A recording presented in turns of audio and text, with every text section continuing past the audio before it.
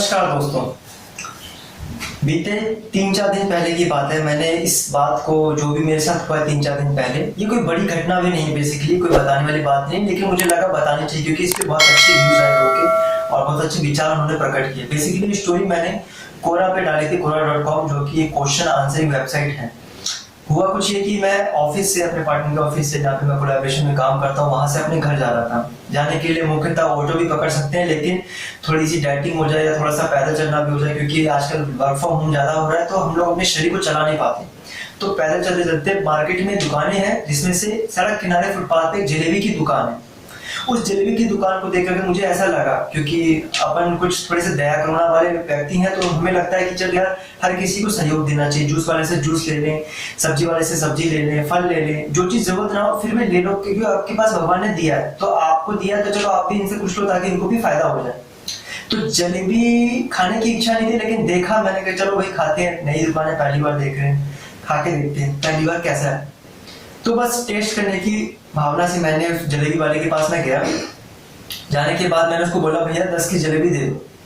तो वो भैया कहते हैं 20 की 50 ग्राम आपको मिलेगी, 400 रुपए किलो है, शुद्ध देशी घी का जलेबी बना हुआ है। मैंने कहा ठीक है भाई। मुख्यतः होता क्या है कि मैं ज्यादा क्रॉस क्वेश्चन करना पसंद नहीं करता, और तभी करता जब मुझे थोड़ा सा लगता है कि हाँ ये गलत है। तो मुझे उसकी बातों पर विश्वास हुआ। मैंने कहा चल भाई दे दे, खाने में नो नो कर अच्छी बात नहीं है, दिल से खाओ, मन से खाओ, तसल्ली से खाओ, पेट भर के खाओ, स्वाद लेकर के खाओ, और ऐसा खाओ कि आपको भी अच्छा लगे, मुझे भी अच्छा लगे। तो 20 रुपए तो नहीं दिए पहले, उसने जलेबी दी मुझे, 20 का 50 ग्राम दिया, और मैं साइड में दुकान की जो वो होती है, गेट होती है, यानी कि यहाँ पे चढ़ते हैं, वहाँ पे बैठ करके तसल्ली से खाने लगा। खाते खाते पता चल गया कि ये जो जलेबी है शायद 2-3 घंटे या उससे पुरानी है, और उसको जो है वापस डाल करके गर्म करने की कोशिश की गई है, लेकिन वो टेस्ट नहीं आया, वो फ्लेवर नहीं आया, वो मजा नहीं आया। तो मैंने खा लिया, क्योंकि पैसे गए थे मेरे 20 रुपए। मैंने उसको हाथ धोया, पेपर फेंका डस्टबिन में, और भैया को मैंने कहा, भैया आपकी जलेबी में जो है क्रंची नहीं था, टेस्ट क्रंच नहीं था उसमें, ताजा फ्रेश नहीं फील हो रहा था। तो वो जलेबी वाले भैया कहते हैं, उनकी बातों से मैं अवाक हो गया, बहुत शॉक हुआ मैं, क्योंकि मेरे पास खुले पैसे नहीं थे, मेरे पास 100 रुपए का नोट था, और मेरा मन था कि घर के लिए भी ले जाएं क्या, लेकिन ले जाएं क्या ये ऑप्शन था, 50-50 रेशो था। लेकिन मेरे मन में यह है कि अगर ये फर्स्ट टाइम अच्छा देगा तो मैं इसी से करूंगा। ऐसी भावना बेसिकली हर एक ग्राहक की होती है, क्योंकि खाने वाले आइटम के साथ यही दिक्कत है कि अगर आपको जहाँ पे अच्छा लग गया, टेस्ट अच्छी लग गई, फ्लेवर आ गया, तो आप उसको छोड़ते नहीं है। आपको पैसा बेशक देना पड़ जाए, लाइन में रहो आप, फिर भी आप उस चीज से खाओगे, लगोगे उस चीज को, खाओगे। तो मैंने उनको कहा, भैया आपके जलेबी में क्रंच नहीं था, टेस्ट थोड़ा सा लग रहा था, फ्रेश नहीं है। तो वो जलेबी वाले भैया कहते हैं कि भैया 20 की लोगे तो ऐसे ही मिलेगी, ज्यादा लेते तो मैं गर्म करके देता, ताजी बना के देता।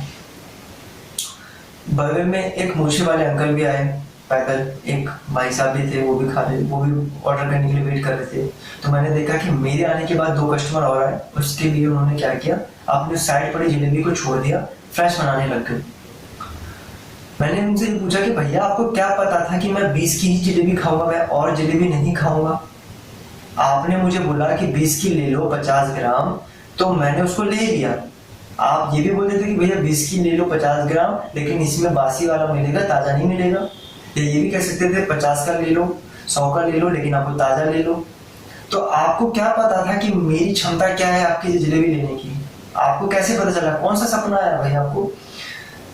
तो वो जलेबी वाला जो कहने लग गया, ये ले अपने पैसे पकड़ भाग यहाँ से। यही तो होता उसका, पैसे पकड़ भाग यहाँ से।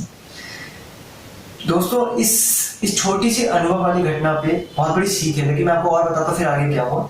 मैंने उस भैया को बोला कि भैया ये कोई तरीका नहीं हुआ ग्राहक से बात करने का, हराम की कमाई ना मैंने खाई है ना कभी खा पाऊंगा, आप अपने पैसे काटो और मुझे अपने पैसे वापस करो।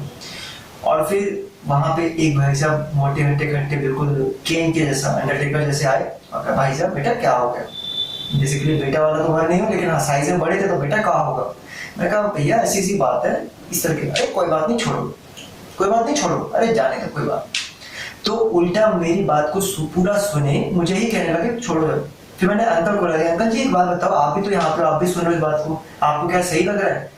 अरे यार छोड़ो यार, खत्म करो। तो मैं समझ गया कि इनकी जीभ इतनी ज्यादा तरस रही जलेबी खाने को, कितना सब होने के बावजूद जो है अन्याय के उनको ये नहीं लगा कि भाई इस बात पे जो है मुझे कुछ बोलना चाहिए, टोकना चाहिए, या जलेबी वाले को बोलना चाहिए कि भाई ये गलत बात है, आपको देनी चाहिए। ये बात सही है, जलेबी वाले ने मुझे को वापस पैसे देने की कोशिश की, लेकिन बात पैसे वापस करने की नहीं है, बात है उसके बिजनेस करने की टेक्निक्स और तरीके की। मैं उसको बिजनेस करने का तरीका नहीं सिखा रहा, लेकिन ग्राहक अगर आपके पास कोई आ रहा है इस इच्छा से कि भाई वो जलेबी आपकी खाएगा फर्स्ट टाइम, सेकंड टाइम, तो क्या आप उसको ये सोच के जलेबी दोगे कि भाई 20 की ले ले बासी और 50 की ले ले ताजा? ये कौन सा नियम है भाई? कौन से आपके अंदर कौन से चक्र आपके एक्टिवेट हो गए जिससे आपको ये मालूम चल जाता है कि भैया आप मेरी जलेबी 20 से ज्यादा के ले ही नहीं सकते? इसका मतलब वो मेरी क्षमता के ऊपर क्वेश्चन मार्क लगा रहा था। और दोस्तों इस अनुभव से मुझे एक चीज मालूम चल गई, ऐसा नहीं कि पहली बार जलेबी वाला था, इससे पहले भी दिल्ली द्वारका में एक जलेबी वाले से बहस हो चुकी है। मैं था, मेरे मामा थे, छोटा भाई था, और काफी बार मैंने देखा है जो लोग होते हैं अपने जीप को लेकर के पहले रेट नहीं पूछते। बेसिकली मैंने यहाँ पे गलती ये कर दी, मैंने नहीं पूछा। मुझे विश्वास था कि भाई जलेबी गर्म है, जल रही है, उसमें मतलब आँच जल रही तो अभी भी ताजी डाली होगी, तो मुझे ये विश्वास था उसके प्रति, मतलब मेरे को इतना ट्रस्ट था, उस ट्रस्ट को उसने जो है तोड़ के रख दिया। तो एज अ ग्राहक मैं आपको ये सलाह दूंगा कि आप कोई भी प्रोडक्ट ले, सर्विस ले, किसी से भी लें, डंके की चोट पे उससे सवाल करें, ये आपका हक है, ये आपका नियम है और ये आपको करने की पूरी आजादी है। इसके लिए कोई ये नहीं कह सकता कि तुम्हारा कोई हक नहीं है कि तुम यहाँ से मतलब तुम जाओ यहाँ से, नहीं। आप कोई भी सामान ले रहे हैं तो आपका हक है, आप उसके बारे में पूरी डिटेल्स ले, पूरी जानकारी ले। अगर वो आपको सेटिस्फाई करता है तो ठीक है, आपके ऊपर है, लेकिन अगर नहीं कर पाया तो आपके ऊपर, आप मत लीजिए उसकी सर्विस। तो मैंने ये गलती की, मैंने नहीं पूछा भी जलेबी आपकी कितनी फ्रेश है, और इसी वजह से ये सारी चीजें हुई। और हमारे भारत में कुल मिलाकर के ऐसा कई बार होता है कि हम एक्साइटमेंट में चीजें ऑर्डर कर देते हैं, डिलीवर कर देते हैं, खरीद लेते हैं। ये तो हुई एक बात जो मेरे साथ हुई। उसके साथ क्या हुआ कि मेरे ही पार्टनर ने अमेजन से, क्योंकि बेसिकली अभी मैं वीडियोस बनाने वाला हूँ, तो हमने डिसाइड किया कि हम जो है अपने वीडियो को बहुत प्रोफेशनल करने वाले हैं, मतलब बहुत तरीके से उसको नरिश करें, अच्छे से एडिटिंग करके डालें ताकि हमारे ऑडियंस को काफी अच्छा लगे। तो फ्लिपकार्ट से हमने जो है एक माइक ऑर्डर किया 950 रुपए का, बोया का। पता चलता है वो माइक जो है फेक है, मतलब कि डुप्लीकेट माइक है, उसकी सारी चीजें अर्जी पर्जी निकली पड़ी थी, हमने उसे फिर रिटर्न किया है। तो हो क्या रहा है कि हमारे विश्वास के साथ खिलवाड़, फेक रेटिंग्स करवाई जाती है फ्लिपकार्ट पे, फेक रेटिंग करवाई जाती है अपनी बिजनेस को लेकर के कि आप उन चीज से प्रोडक्ट लो। और बेसिकली जो बोया का चर्चा हम लोग करते हैं वो इसीलिए करते हैं क्योंकि यूट्यूब पे इस तरह की कंपनीज क्या करती है, 500, 1000 या जो भी पैसे देंगे उसको जो है देती है कि भैया आप इस पे रिव्यू कर दो, इस पे वीडियो बना दो।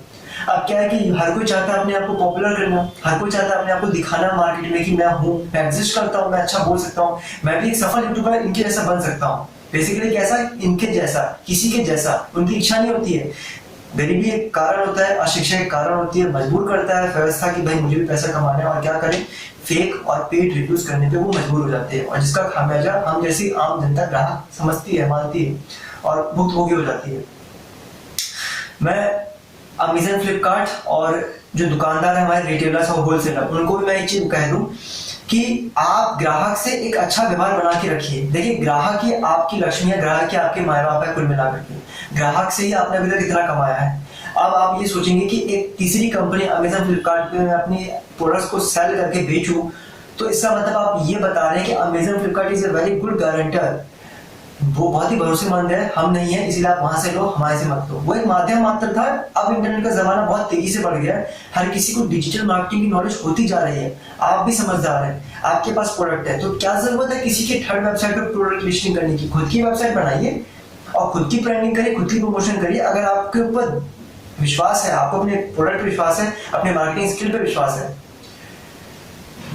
ये कुछ बातें थी दोस्तों जो मुझे लगा आप तक शेयर करनी चाहिए मुझे, क्योंकि ये मार्केटिंग पॉलिसी हम शायद नहीं अपनाते, हम ग्राहक से ढंग से बात नहीं करते, हम ब्रांड को ढंग से ट्रीट नहीं करते, हम उसको ऐसे समझते हैं कि ये तो प्रोडक्ट ले ही नहीं सकता, इसके तो कपड़े ऐसे हैं, इसने तो बात ऐसे करनी है। लेकिन कई बार क्या होता है कि हमारी एक्सपेक्टेशन से हट करके क्लाइंट हमारा भी बाप बन जाता है, हमारा भी शेर बन जाता है, बम्पर शेर बन जाता है बेसिकली। तो किसी को ये मत समझे कि वो चीज हमसे ले नहीं सकता या वो चीज बेकार है। क्लाइंट इज ए भगवान, क्लाइंट इज एवरीथिंग। जैसे कहते हैं कि डिजिटल मार्केटिंग दुनिया में कंटेंट इज अ किंग, वैसे बिजनेस में client is a king. Client ही सब कुछ है। अमेजन आज राज इसलिए करा क्योंकि उसने क्लाइंट को हित में रख के ध्यान दिया। और आप देख रहे होंगे कि जिस तरीके से स्विगी, जोमेटो भी आ रही है, आप अपने बिजनेस को लेकर के बहुत सिक्योर हो जाओ और बहुत ही ज्यादा मोटिवेशन लाना शुरू कर दो। कुछ ऐसे टिप्स और ट्रिक्स लाओ जिससे कि ग्राहक आप पे विश्वास करना शुरू करे, क्योंकि जो है ये ट्रस्ट फैक्टर है, ये हमारे देश में नहीं है इस समय। हम क्यों फ्लिपकार्ट अमेज़न से खरीद रहे हैं? इसीलिए खरीद रहे हैं क्योंकि हमारे एक दूसरे के ऊपर विश्वास ही खत्म हो गया, हम एक दूसरे पे भरोसा ही नहीं कर रहे। तो भरोसा पैदा करवाइए। आपके भरोसे की विश्वास की ताकत तब बढ़ेगी जब आपका प्रोडक्ट अच्छा हो, जब आपकी क्वालिटी अच्छी हो, जब आपकी सर्विस अच्छी हो। तो उम्मीद है दोस्तों आपको ये वीडियो पसंद आया, क्योंकि ये छोटी सी अनुभव वाली बातें थी और मैंने इसमें घुमा फिरा के बहुत सारी बातें शेयर कर दी, जिसमें आपको मैंने ये भी बताया कि इंपॉर्टेंस ऑफ वेबसाइट की। वेबसाइट बना लीजिए आप। ये वेबसाइट पेड भी हो सकती है, फ्री भी हो सकती है, चाहे वो ब्लॉगर हो, वर्डप्रेस हो, टम्बलर हो, याहू, पिनिंटरेस्ट हो, सोशल मीडिया, फेसबुक पेज हो, इंस्टाग्राम हो या व्हाट्सएप बिजनेस हो, कुछ भी हो, एनीथिंग एल्स, कुछ भी हो सकता है। गूगल माय बिजनेस भी यूज कर सकते हैं एज ए इनिशियल लेवल पे। लेकिन जैसे ही आपकी मार्केटिंग स्किल्स, मार्केटिंग आपकी अच्छी हो जाए, ऑनलाइन डिमांड ज्यादा शुरू हो जाए, आपकी वैल्यू और ब्रांडिंग होनी शुरू हो जाए, तो आप एक अच्छी वेबसाइट पे स्विच जरूर कर दो। वीडियो पसंद है तो जरूर लाइक करें, शेयर करें, कमेंट करें, सब्सक्राइब करें और अपने महत्वपूर्ण सुझाव जरूर दें। वीडियो देखने के लिए बहुत बहुत धन्यवाद।